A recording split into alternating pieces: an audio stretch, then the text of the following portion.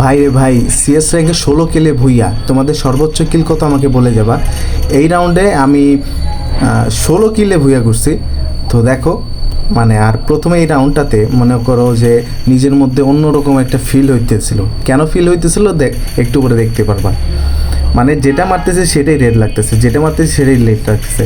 মানে নিজের কাছে মনে হইতেছে হয়তো বা ভিনসেন্জো বা বিটুকে হয়ে গেছি। দেখো 99 দিয়ে এটার মানে কারো ড্যামেজ দেওয়া ছিল, 99 ড্যামেজ দিয়ে হেডশট দেয়। দেখো ওই আরেকটা, এটা করে দেখো কীভাবে হেডশট খায়। এই দেখো 99 92, দুটা শেষ, তিনটা শেষ। নেক্সট দেখো মানে এমনভাবে লাগতেছিল হেডগুলো, নিজের কাছে মনে হইতেছিল যে হ্যাক ট্যাক লাগাইছি। গেল প্রথম রাউন্ড, গেল নেক্সট রাউন্ড। তো নেক্সট রাউন্ডে কি বলবো, আমার মানে র্যান্ডম, বিশেষ করে র্যান্ডম প্লেয়ার নিয়ে ম্যাচ স্টার্ট দিলে ওই ম্যাচ তোমার মানে নিজের মধ্যে এমন একটা রাখতে হবে যে তুমি যদি মানে কিল করে যদি ভুইয়া করতে পারো ঠিক আছে, আর যদি না পারো তুমি জীবনে ভুইয়া পাবা না। এটা মানে এই ম্যাচের মধ্যে তুমি তার প্রমাণ পাবা। দেখো আস্তে আস্তে। তো এখানে আমি প্লেয়ার দেখে আমি সামনের দিকে ঘুরে আগে গেছি, কিন্তু পিছন থেকে প্লেয়ারটা এসে আমাকে নক করে দেয়। তো আমার একটা প্লেয়ার আমাকে কাভার, মানে ওই প্লেয়ারটাকে নক করে আমাকে রিভাইভ দেয়। কিন্তু রিভাইভ দিলে কী হবে, ওদিকে আমাদের একটা প্লেয়ার অলরেডি ফিনিশ।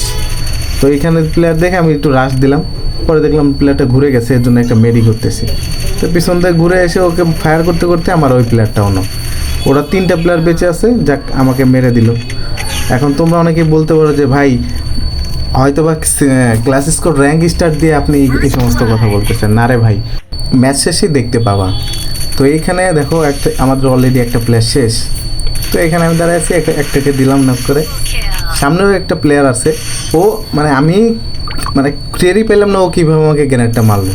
এখন অনেকেই বলতে পারো যে ভাই 16 কিল করছো তুমি, তো মানে বটেদের সাথে খেলা পড়ছে এর জন্য 16 কিল করছো। না ভাই, মানে আমাদের অপোনেন্ট যে প্লেয়ারগুলো আছে ওরা খুব ভালো প্লেয়ার, কিন্তু হয়তো বা মানে নিজেদের এই স্কিলটা কাজে লাগাইতে পারে নাই। কারণ তুমি দেখো, আমি তোমাদের দেখাবো যে মুন বান্ডেলের একটা হেড পরে একটা আয়শা নামে একটা মেয়ে আছে।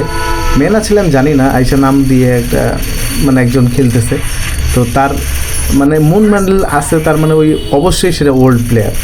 সে আইডি কিনে খেলুক আর নিজে বানিয়ে খেলুক, যাই হোক। এই রাউন্ডে অলরেডি আমি একটা নক করছি। এই আর দুইটা প্লেয়ার আছে, ওরা খুব ভালো ভালো প্লেয়ার, কিন্তু জানি না কি হবে। দেখো এই আর একটা শেষ, এই একটা, এটা মারতে বলে এইচ হয়ে যাবে, এইচ। তো হয়ে গেল আমাদের 2 রাউন্ড। অলরেডি আমরা 2 রাউন্ড ঠকে গেছি, কিছু করতে পারিনি। কি করবো র্যান্ডম প্লেয়ারদের সাথে? অ্যাটলিস্ট ভাই তুমি খেলতে না পারলে তুমি যদি একটু ব্যাকআপ দাও, তাতেও যে একটু ভালো খেলে তার জন্য ভালো হয়। আমি বলতেছি না যে আমি ভালো খেলি, তবে আমি চেষ্টা করি যে ভালো খেলার। এখানে রাউন্ড শেষ মানে চালু হওয়ার সাথে সাথে ওদিক দিয়ে আমাদের একটা, এখনই দেখবো যে আমার প্লেয়ারগুলো ডুব করে সবাই নক হয়ে গেছে। একটু ওয়েট করে দেখতে পাবা। ওই যে একটা শেষ, একটা অলরেডি নক। দেখ ভালো কথা, আমি একটু ড্যামেজ দিতে গিয়ে আমি ড্যামেজ খেয়ে গেছি। তো এই প্লেয়ারটা রাশ দিলে এই প্লেয়ারটাকে আমি খেয়ে দিই। তো ওই দেখো আমার 3টা প্লেয়ার নাই। তো র্যান্ডম প্লেয়ারদের সাথে ভাই কী খেলবো বলো? মানে ওরা কী খেলে না খেলে। এই দেখো এই যে প্লেয়ারটা, এরা সবকটা প্লেয়ার খুব ভালো। একটা প্লেয়ার শুধু, ওদের মধ্যে একটা প্লেয়ার একটু দুর্বল ছিল, আর 3টা প্লেয়ার খুব ভালো ছিল। তো আমাদের অলরেডি আমরা মানে 2 রাউন্ড জিতছি, 3 রাউন্ড ঠকে গেছি। চলো দেখা যাক এই রাউন্ডে কী হয়। এই রাউন্ডে আমি ট্রিপল কিল খেলতে পারবো। দেখো এখানে দাঁড়াই, সোজাই কর্নারে চলে আসে, কিন্তু কর্নারে এখানে মানে আমার হাতে MB40 থাকার কারণে প্লেয়ারগুলো লংয়ে ছিল, যার কারণে আমি এমএ পাচ্ছিলাম না। তো মাকড়সার ক্যারেক্টার ছাড়ছে, এর জন্য আমি দৌড়ায় পিছিয়ে চলে আসছি। আমি আমার প্লেয়ারটাকে বললাম ভাই তুমিও চলে আসো, ও চলে আসছে। তো আসলে এখন ওই প্লেয়ারটা এই ফিস গ্রেনেডটা ছেড়েই দেখো দৌড়ে রাজ দিছে।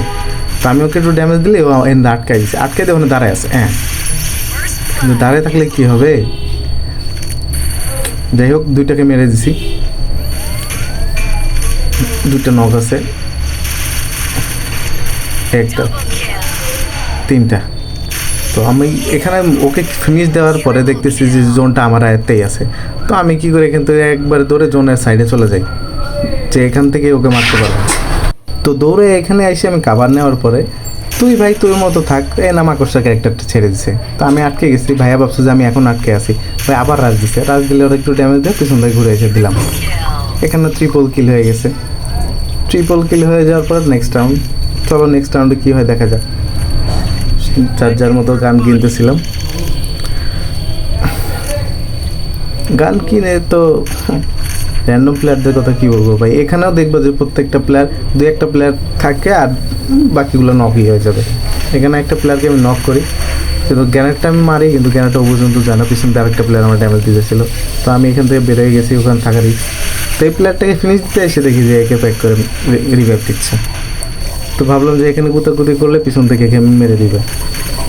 ওই দেখো ওখানে যে নক হয়ে গেছে, কী বলবো আর ওদের কথা। তো এখানে এসে ঘুরে এসে একটাকে নক করে দিই, একটাকে নক, এই যার একটা নক, এই কিলটা চলে গেছে, দেখছো ফুল ড্যামেজ দেওয়া প্লেয়ারটা কিল চলে গেছে। তো একে ছেড়ে দিয়ে আমি আরেকটা প্লেয়ার আছে ওকে খুঁজতেছি। আমার ডান বাস থেকে আমাকে ড্যামেজ দেওয়ার সাথে সাথে ও ঘুরে চলে আসছে এখানে, বাস দিছি।